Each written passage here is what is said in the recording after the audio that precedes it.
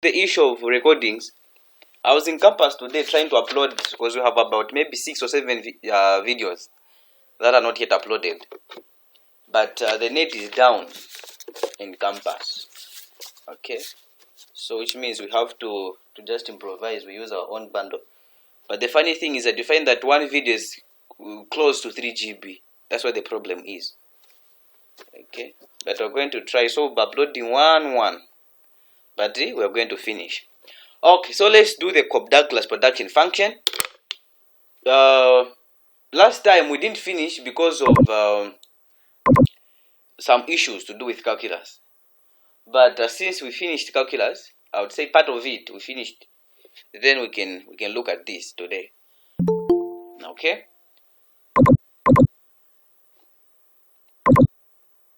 Okay. So we know by now what the Cobb-Douglas production function is, and we know what the exponent mean. Okay, because the exponents, by that I mean, given this production function, y is the function of capital labor, which is equal to ak alpha a raised to the power 1 less alpha. We know what alpha and 1 less alpha mean, because these basically they just show us the percentage of total output that goes to capital and labor respectively. Okay, that's what the exponent tell us. So we said properties of the Cobb-Douglas function. In this case, we are looking at constant returns to scale. Okay, and by that I mean if we increase input and capital by labor, if we increase capital and labor by some unit, what is the, or by how much your output increase? Just a minute, someone is calling. Hello. Sorry, I called you, but then you didn't pick up.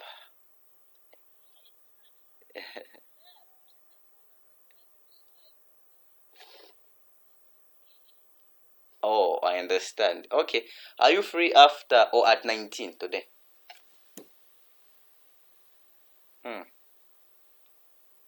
So we can just meet even just for 5 minutes, just for us to know each other. Yeah, because right now I'm presenting. I've got a class for second years. There's something I'm trying to help them with. Okay then. Okay, cool. Okay, so we said this production function has got constant returns to scale. Let me just put my phone on silent. Okay, so by constant returns to scale, we mean that if we increase inputs by, let's say, 2%, then output increases by the same percentage. Then we have what we call constant returns to scale. So we are saying the property number 1 is that it exhibits constant returns to scale. That is, if inputs, which are capital labor, increased by some proportion, then output also increased by the same proportion. Then if that happens, then we have constant returns to scale. Okay, now what do I mean by that? What I mean is, if we have this production function and then we increase inputs by, let's say, a factor z, in this case z. If we increase inputs by z, what do I mean by that is, if I multiply my inputs by z, so I multiply capital by z, I also multiply labor by z, then what I mean is that I'll keep my level of technology the way it is, then I'll multiply my capital by z, raise everything by alpha, because capital is raised to the power alpha here. And then I do the same with labor. I will just multiply or plug in z, then raise everything to the power 1 minus alpha. Then I'll just open the brackets. If I do that, I'll have alpha, then z times, or z raised to the power alpha, it will be z alpha. Capital raised to the power alpha, I'll have capital alpha. Then I do the same with labor. So it will be z raised to the power 1 less alpha. Then I'll have again L raised to the power 1 less alpha. I've just opened the brackets and multiplied. Then bringing the like terms together, the z's together, So I'll have Z alpha, this one, multiplied by this Z, which is raised to the power 1 minus alpha. George, Yes. before you continue, can you please explain again? Where? Just go back to well, is it the formula? Why it's starting from? Oh, okay. So output is a function of capital and labor. This is the Cobb-Douglas production function. And it being the Cobb-Douglas production function, we have capital and alpha raised, capital and labor raised to some exponents. Capital is raised to the power alpha. Labor is raised to the power 1 minus alpha. These tell us the proportion of total output or total income that is given to capital and labor respectively. Now, we've said that this guy exhibits constant returns to scale. By constant returns to scale, I mean that if I increase my inputs by any amount, then output is going to increase by that very amount. Then I have constant returns to scale. Now, what I'm trying to do here is to prove that indeed the Cobb-Douglas function exhibits constant returns to scale. That is why I'm increasing my input by Z. Z can be any number. It can be 1 million, 1,000, or 1 billion. It can be any number. Okay, so I increase my inputs by Z. So that is why I'm multiplying capital by Z, then labor by Z. If I do that, I plug Z into this Cobb-Douglas production function, then what I'll have is alpha, then Z times capital, of course everything raised to the power alpha, because I'm increasing capital by by Z. I don't know where I am. I'm increasing capital by Z, but capital is raised to the power alpha. I do the same with labor. I open the brackets. If I open the brackets, I'll have this. Okay, you just open the brackets. After doing that, I'll collect my like terms together. The Z's can be put on one side. Okay, which means of Z alpha, then Z1 less alpha, then times the Cobb-Douglas production function, which is this. Okay, then after doing that, I know from the laws of indices that if I have the same base, Z alpha and Z1 less alpha, the base is the same, which is Z. So I'll keep my base, which is Z, add my exponents, which is alpha plus 1 minus alpha. I'll add the exponents. I will multiply everything by the initial Cobb-Douglas production function.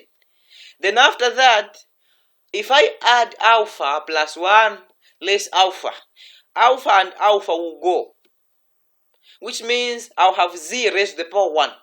But Z raised to the power 1 is just Z. Then what I'll have is Z times the Cobb-Douglas production function. Now, what can we conclude? Our conclusion then will be after increasing capital and labor by Z, my output has also increased by Z. Okay, then I have proved or have proven that this guy indeed exhibits constant returns to scale. Thus, we see that after increasing the inputs by Z, output has also increased by Z. Thus, we can conclude that the Cobb-Douglas production function exhibits constant returns to scale. So this is how we prove that a given function exhibits, it could be decreasing, constant, or increasing return to scale. The method is the same. But in this case, we're just proving that the Cobb-Douglas production function exhibits constant returns to scale. So if you do all this, you find that your Z here, let's say it was negative Z, just know that I have decreasing returns to scale. If you do all this, you then find that the value of Z is greater than Z, then you have got increasing returns to scale. But in this case, after increasing our capital and labor by Z, output has just increased by Z. Thus, the conclusion is that indeed this Cobb-Douglas production function exhibits constant returns to scale. Okay, that is nothing. This is nothing because this is just, normal algebra, indices. We did indices in grade 10. Then, now that we know how to get the marginal productivities of capital and labor, this is nothing. This is simple. Okay? So we are saying that we know the definitions of marginal product of labor and capital.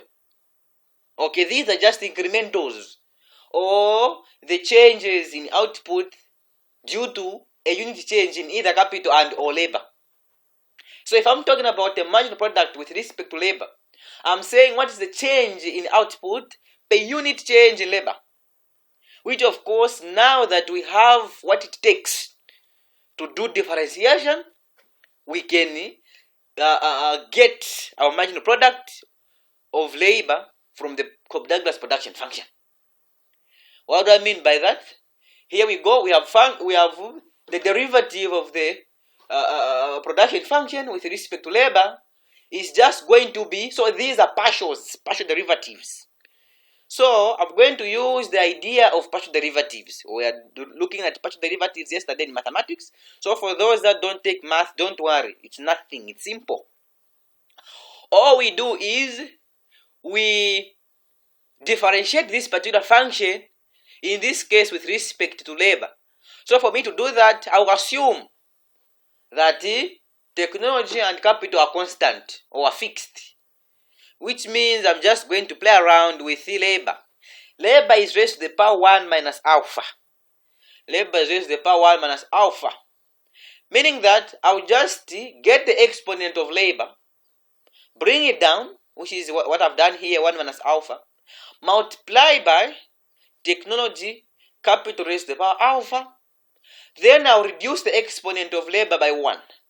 So if I remove 1 from 1 minus alpha, what I'll have is negative alpha. Okay? So this is the marginal product with respect to labor. Okay? Okay. Let me just do something. What is that?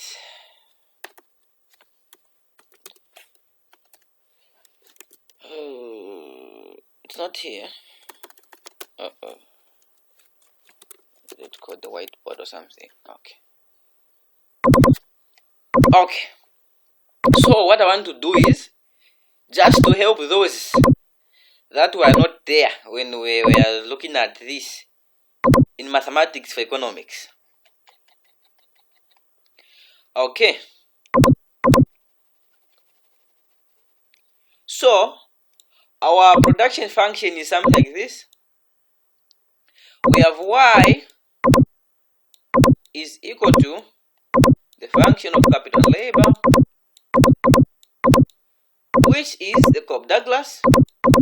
It's going to be A capital alpha, then labor raised to the power 1 minus alpha. Now, for me to get the marginal product with respect to labor, which is nothing but the marginal product with respect to labor, what I'll do is I'll get this guy 1 minus alpha. Okay, 1 minus alpha. I'll multiply that by technology, capital, just the way they are, then labor. But now I'm reducing 1, so I'm reducing this by 1, so I'm saying minus 1. If I do that, positive 1 plus negative 1, the answer is 0, which means I'll just remain with the negative alpha.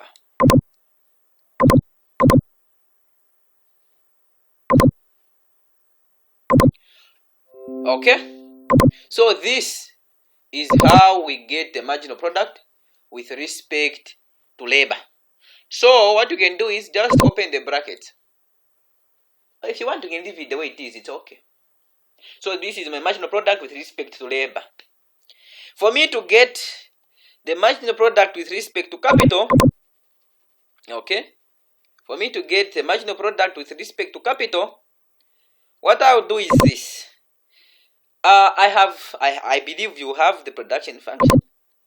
So for me to get the marginal product with respect to capital now, I'll say capital is raised to the power alpha, so I'll say alpha times technology, this capital, then alpha minus 1, then times labor, raised to the power 1 minus alpha. This is my marginal product with respect to capital. Okay. Now that we know how to find the marginal products, the next step will be to get back to our initial assumption about maximizing profit. Okay, but before that, let's look at this. So we are saying that this thing called alpha lies between 0 and 1. This thing called alpha lies between 0 and 1, meaning that alpha can take any value between 0 and 1. It can be 0.1, it can be 0.999, it can be anything. It can be 0.3, it can be anything, but just between 0 and 1. Okay, meaning that if I add alpha plus 1 minus alpha, the answer must be 1. Okay. Okay, so now, from the above, from these, the marginal products that we've derived, we see that if I increase the amount of capital, okay, increasing the amount of capital, we increase my marginal product with respect to labor. But the marginal product with respect to capital will reduce. The answer to this, or the explanation, is that you have 10 people and 3 tractors. If you increase the number of tractors, in this case we're talking about increasing capital. If I increase the number of tractors, then people find it easy to work with this extra tractor, because maybe they'll just divide amongst themselves and say, okay, the 2 of you are going to start working with the new tractor. So the marginal product with respect to labor is going to increase if I increase my amount of capital. But now that I've increased my marginal, now that I've increased capital, the output, the incremental output of capital is going to reduce because I've just increased the number of tractors. Of course, those tractors, they need people to work on. So my marginal product with respect to capital is going to reduce. The opposite is true. If I increase the amount of labor, then that increment in the number of people mean that those people are now going to work more with capital, meaning that my marginal product with respect to capital is going to increase, but my marginal product with respect to labor is going to reduce, because I've just increased the number of people holding maybe the farm that I'm using as my capital constant, which means these people now maybe will start getting into each other's way. They will start kushimika and everything, which means the marginal product with respect to labor after increasing labor is going to reduce. But the marginal product with respect to capital is going to increase. But now, something very important is that we have seen that if I increase one of the factors of production, its marginal product is going to reduce. But if I increase capital is just a method. If I increase technology, then everything is going to increase. Why? Because technology is just a method or the technique that I use to produce my output. Now that I've increased this system or this technology that I'm using, I must expect my total output to increase, because I've increased efficiency, I've increased effectiveness of my production process. So I must expect total output to increase. Okay. What else? So those of you that are good, we are all good. Sorry. After deriving my marginal product with respect to labor was raised to the power negative alpha. Negative alpha is just the inverse of labor, meaning that I can bring labor down and have my marginal product with respect to labor in this form. This form is equal to that, no difference whatsoever. No difference. So this is going to help you to tackle questions that talk about or that want us to find the capital labor ratio, because the capital labor ratio can be found from this. Okay? But if the question is just asking about the marginal product with respect to labor, you can leave your question here if this is difficult. But of course, you just have to know how to derive both, because there are some questions that will ask you to find the capital labor ratio.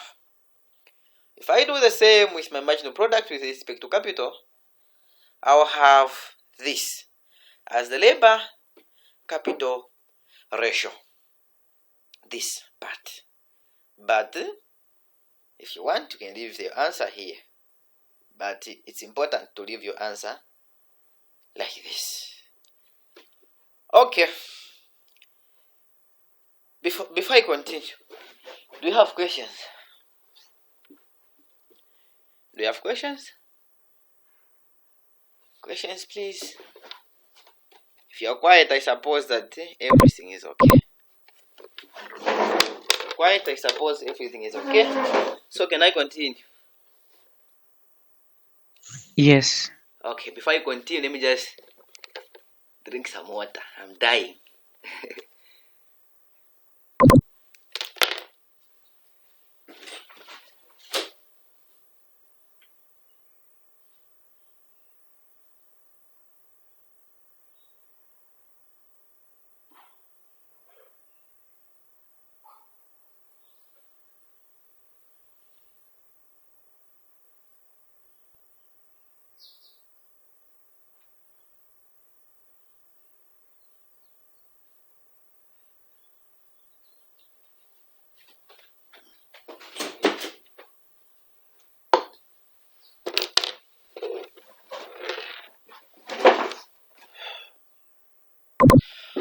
Okay, let's continue. I have a question. Who is that? Go ahead.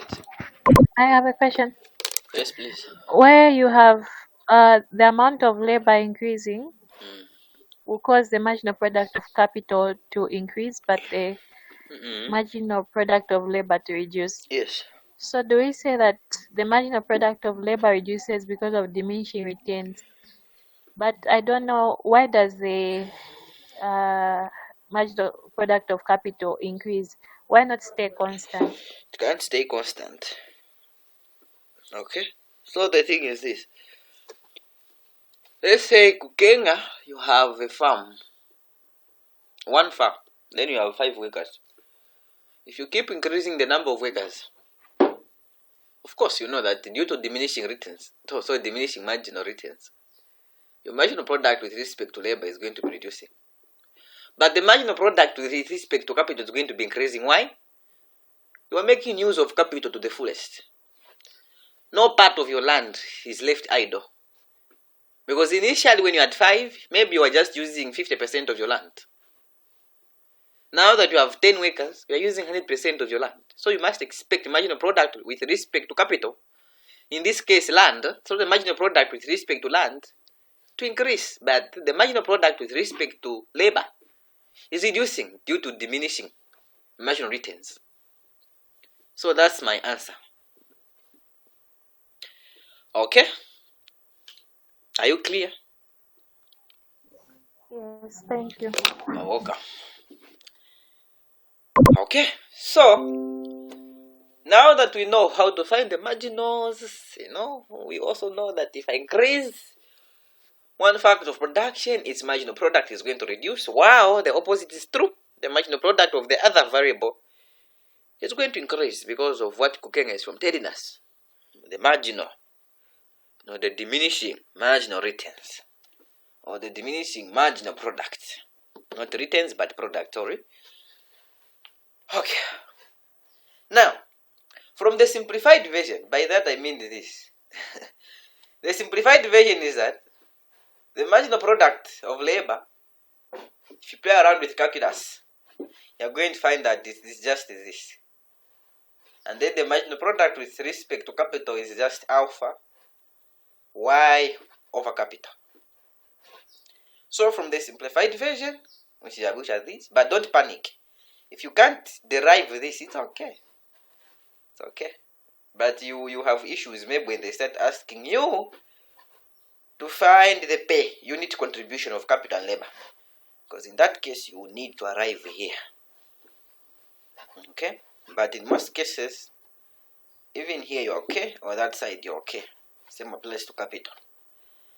So from the simplified version, we see that the marginal product with respect to labor is proportional to output per worker. Now, what am I talking about? Marginal product with respect to, I think there was a mistake here.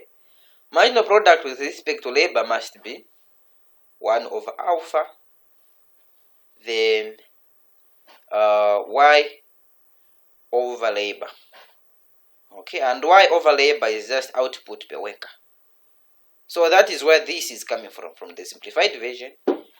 We see that the marginal product with respect to labor is proportional to output per worker, while the marginal product with respect to capital is proportional. So it's proportional to output per unit of capital, which is y over k. Y over k is just the capital contribution. Okay? Or on average, how much is capital contributing to output? That is output per capital. So one unit of capital is contributing how much to total output? That is what y over k mean. Let's also take note that capital share of income is just the marginal product with respect to capital times the amount of capital. Now, please understand this. What I mean is that for me to get the total amount that goes to income, okay, for example, if I produce output equal to 100 units of, let's say, oranges, I sell my oranges. After selling my oranges, I'll get my output or my revenue. For me now to check how much of my revenue is going to capital and how much of my revenue is going to labor, I'll just multiply the marginal product of labor times the amount of people that I've hired for me to produce those 100 oranges. Again, for me to get the total amount that is going to capital. Capital in this case could be maybe you were using a machine to gather those oranges. So for me to find the total amount that is going to that particular machine, I'll just multiply the marginal product of that particular machine times the amount of machines I used. So this is the standard way of getting capital and labor share of income. But the shortest method is to use the exponents.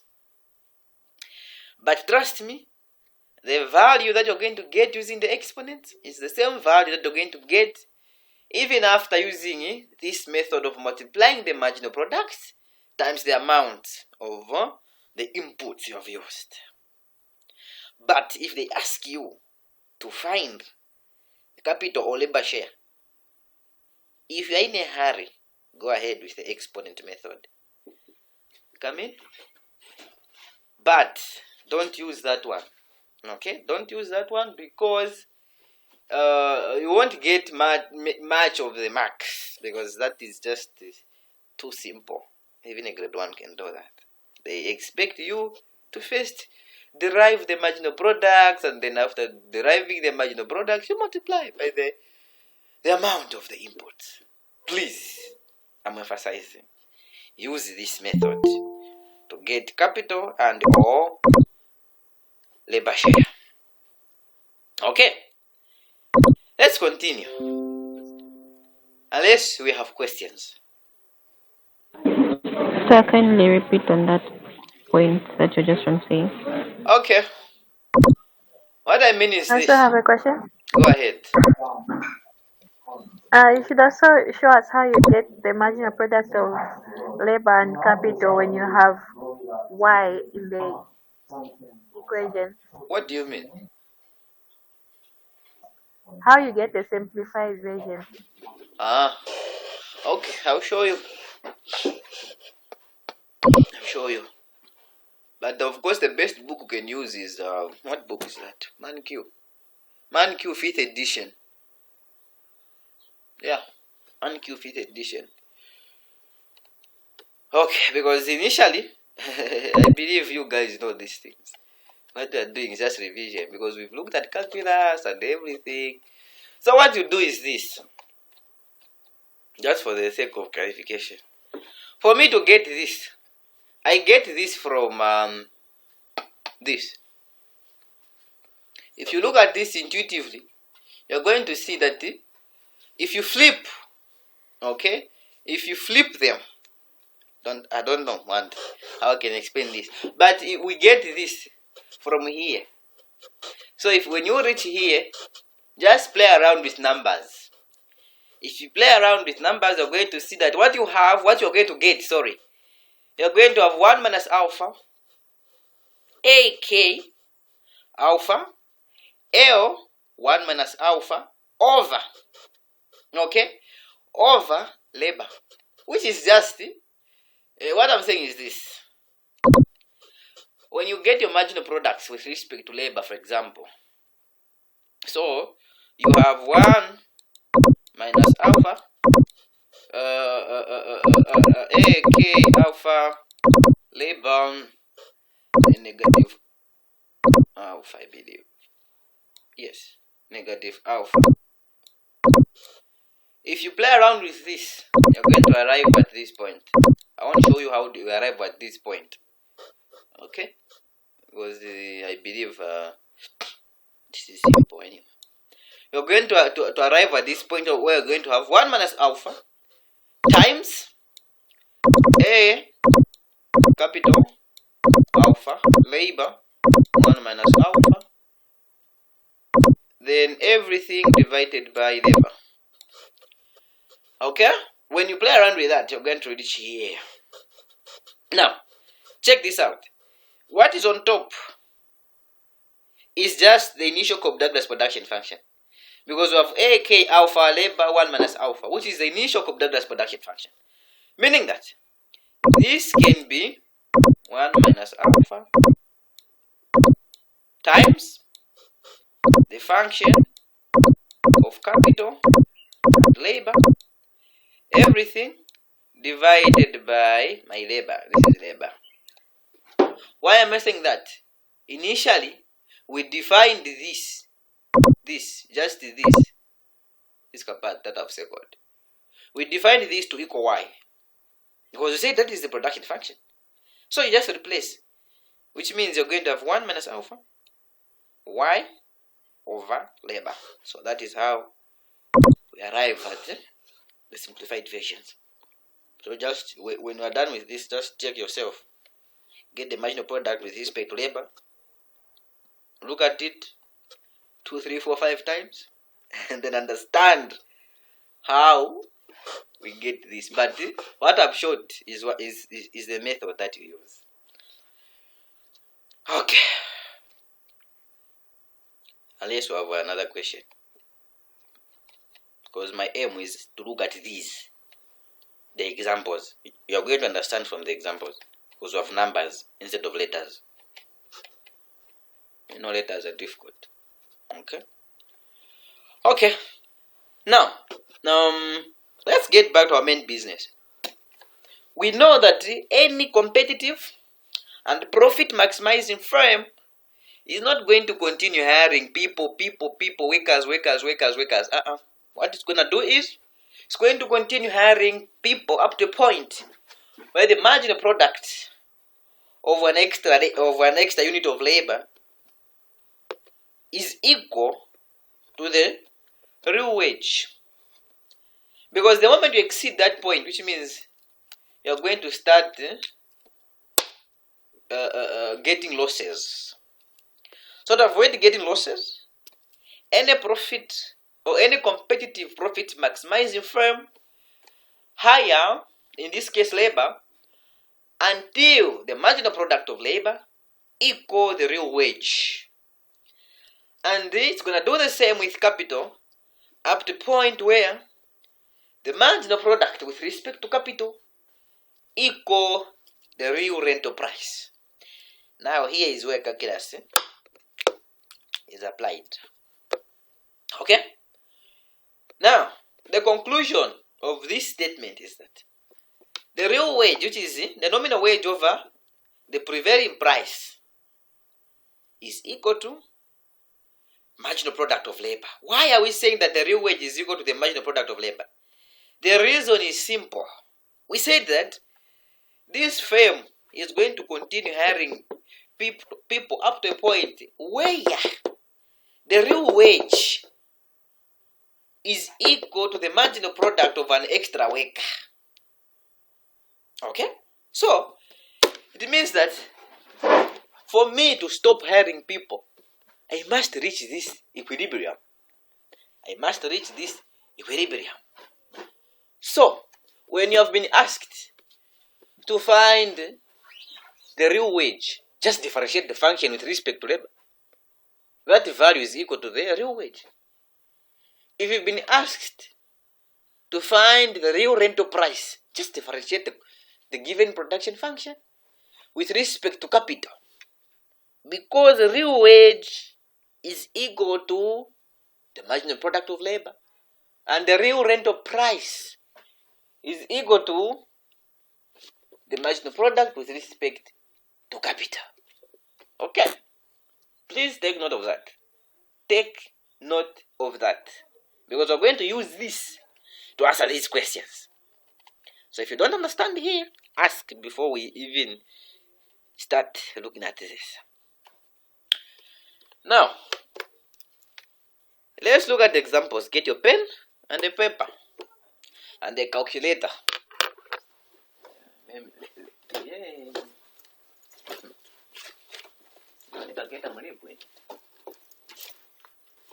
Okay, I have mine as well. So get your calculator. We start. So I suppose this Bemba guy is a farmer. Okay?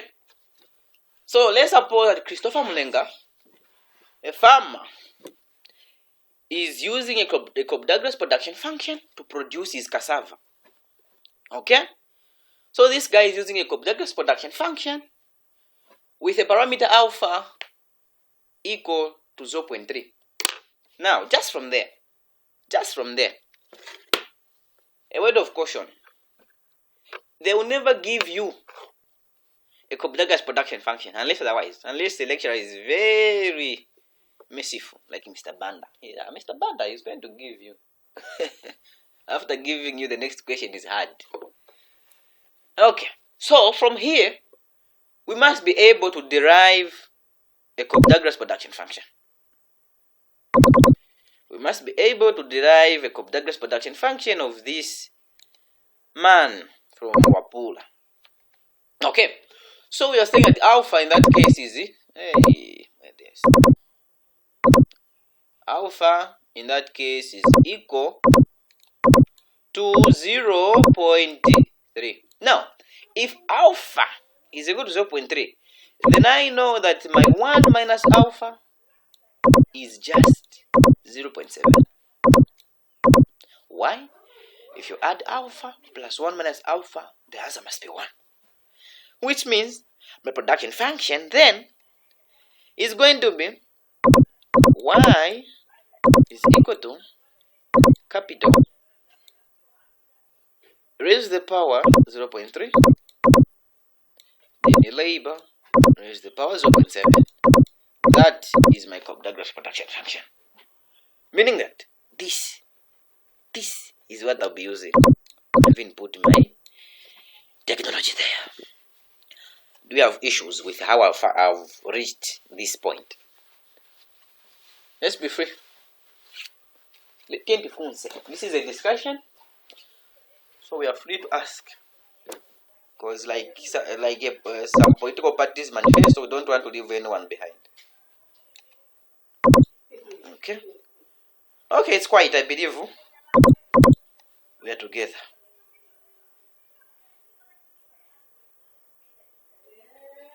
Okay, Kukenga, are you able to get me? Yes. Thank you. Perfect. Thank you so much. Okay, now let's continue with our example. So I are saying this guy is using this production function, meaning that what we have is this. So I have derived this from the information that we've been given. Okay? Thus, since alpha is 0.3, then capital receives 30% of total income, and labor. Okay, so capital, I think D is supposed to be L, not C, K. So since alpha is 0.3, then capital receives 30% of total output, and then labor receives 70%. Okay, labor receives 70%. Okay, so the first question is saying, this is the document. What fraction of income does capital and labor receive? What fraction of income do capital and labor receive? I've played something, not this. Sorry. So, we know that from the exponents, if alpha is 0.3 and alpha just tells me the total income that goes to capital, then it means that 30% of total output is going to capital. And if 30% is going to capital, then the remaining 70% is going to labor. Then I'm done with the first question. Money here, first question, done. Okay? And then, wait. Before we look at question B, have we all understood how I've gotten the 30% and 70%? Just confirm. Is it a yes or a no? Yes. Thank you. Yes. Yes. Thank you. Okay, thank you. Sir, I haven't. Kindly repeat. Before I repeat, is that Natasha? No, it's done. Oh, it's Diane. Okay. Okay, so what we're saying is this. From the information, we've been told that alpha is 0.3. If alpha is 0.3, then our production function is going to look like that. It's going to look like that. Okay? Here, where my cursor is.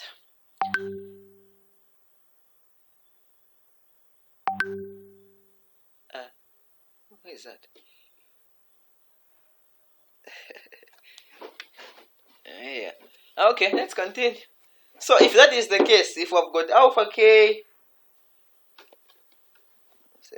to my message in my op. What is happening? Just a minute, I respond to my boss.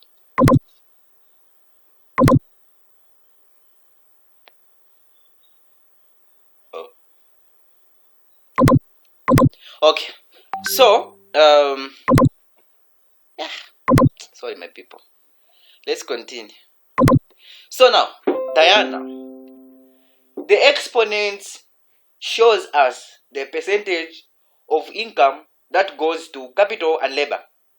So since my alpha is 0.3, in this case, capital is raised to the power 0.3. It means that 30% of total output is going to capital, and since labor is raised to the power 0.7, it means that 70% is going to labor. So that is how we answer question 1. What fraction of income do capital and labor receive? So capital is receiving 30% of total income, and the labor is receiving 70%. Okay? B is saying, suppose that the migrations. Sorry. Yes, please. So we just multiply the exponent times 100. Yes. Just multiply the exponent by 100. Because when you add alpha plus 1 minus alpha, the answer is 1. And those of you that were there last time, I said that in this case, 1 represents 100%. Okay? So if you want to get multiply, Yes. but why bother yourself multiplying when you know that if you add them, they should give you 1, and 1 is equal to 100%. So just get them from there. 0.3 30%. If it was 0.75 and 0.25, you know that 0.75 is 75% of total output. The remaining 25% is going to the other factor of production. Okay, thanks for asking, because I know that it is not only you. There is someone, that one, who doesn't want to ask questions. Okay, thanks for asking. So, Mm. what time is class ending? Because we have the class at 19 hours. What class is that? Don't you have class at 19 hours? Oh, with Derek? I don't know. I don't know Derek or you, because things got a little bit mixed up. Weren't you supposed to meet up with Mr. Derek earlier today, and we ended up meeting up with you because he had a class? So I'm just asking. Okay, cool. Thanks for the reminder. Alright, you're welcome. Okay. So, okay, I don't know. Yeah, bintu vapapana lero, vapapana bintu. I really wanted us to finish this, but we'll not. Which means we'll have a makeup. Not a makeup, but a continuation tomorrow. But before we go, let's just look at question B. Okay, I'll give you time for you to prepare for the next session. Okay.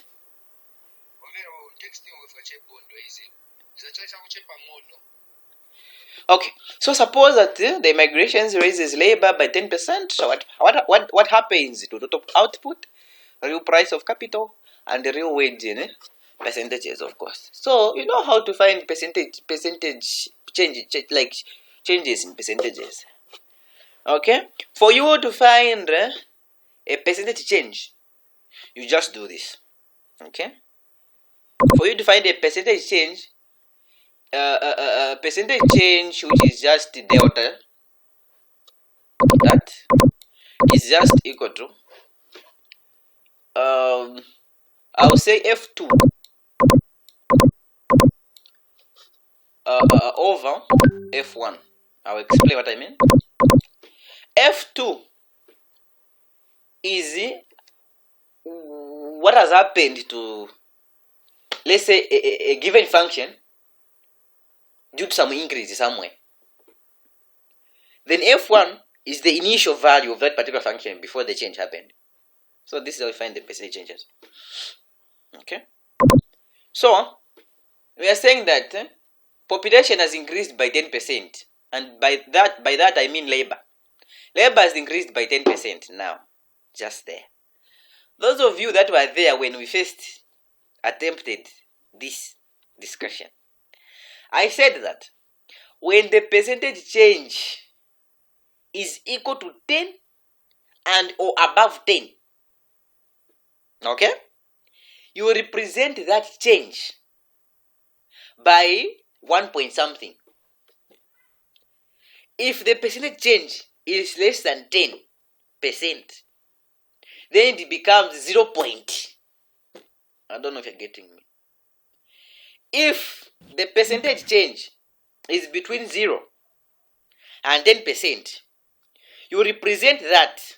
So it's between 0 and 9. Okay? Then you say it is 0 point something. If the change is starting from 10 going up, it becomes 1 point something. So in this case, since the change is 10%, it is just 1.0. Okay, what do I mean by that? Let's look at numerics. Numbers don't lie. So now, before there was this population boom, our production function was Y naught, or our total output was Y naught. Okay, where Y naught is output before the change in labor. So before we had this population boom, we had this as our output.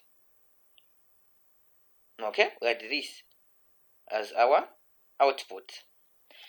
Now that labor has increased by 10%. Okay? Labor has increased by 10%. We are going to multiply that 10% by labor. Then open the brackets and solve.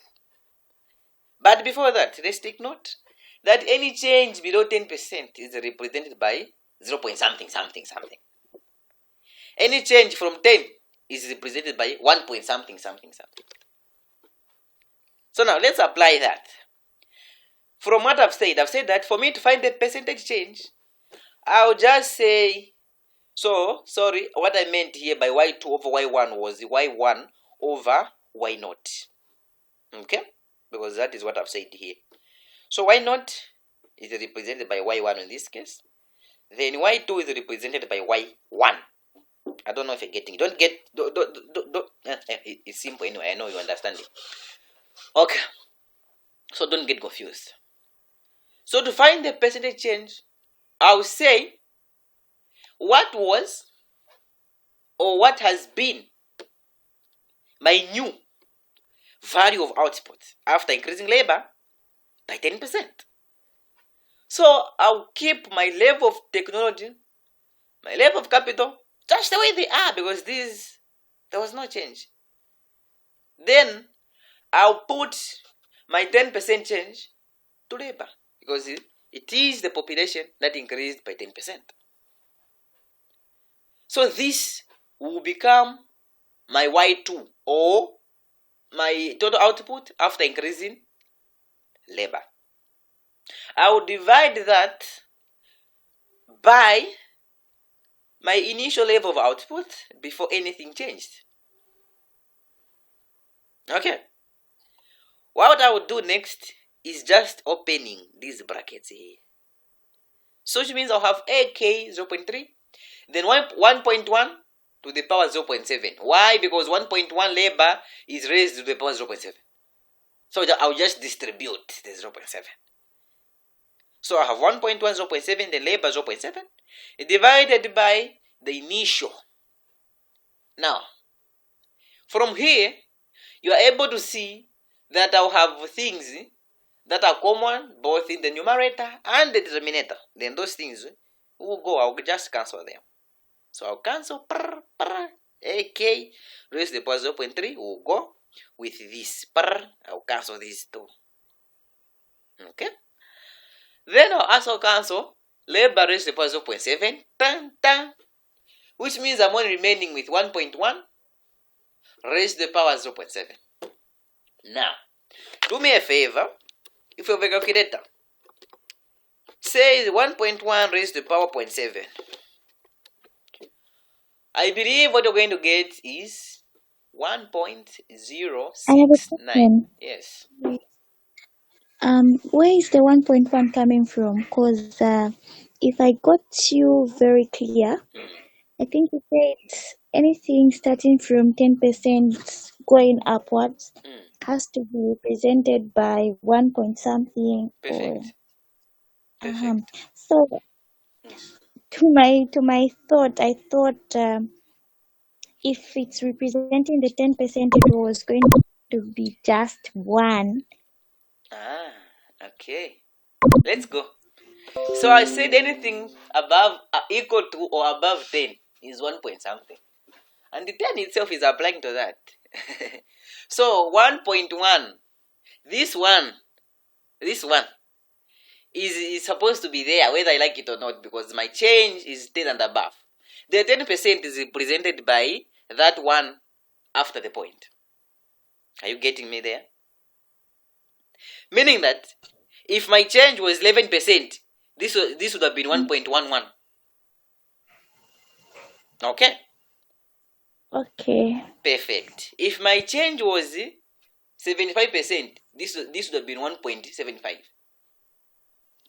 Okay, I get it. Perfect. If my change was if my change was 7%, this would have been 0.7.